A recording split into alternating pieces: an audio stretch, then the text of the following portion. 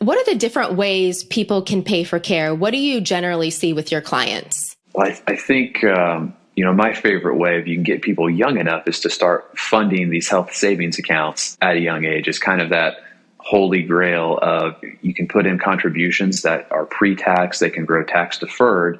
And if you use them for qualified medical expenses, they come out tax free. There's no other investment vehicle that can do that.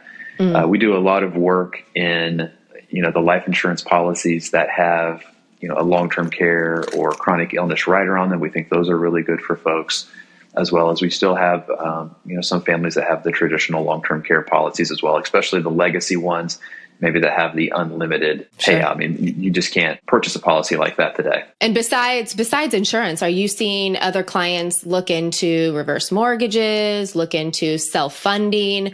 What are the other avenues that you see? We've had several families evaluate reverse mortgages. I've never worked with a family that's actually implemented a reverse mortgage. There are families that that are fortunate enough, they have rental income or they have dividend income from their portfolio that they feel is, sufficient to cover any long-term care needs or medical needs that could happen.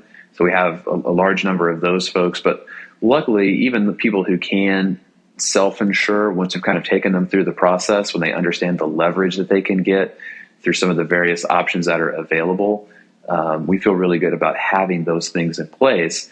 Because with a lot of these plans, you get coordinated care, and they're not the ones on the hook for putting it all together. And I think that's maybe an understated value of having that long-term care plan is it's more than just my spouse is going to take care of me and then my kids.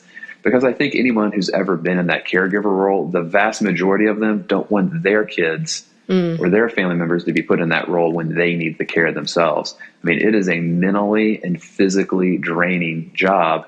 And it's hard to, pick up your spouse, or it's hard to be the caregiver, for an ailing parent.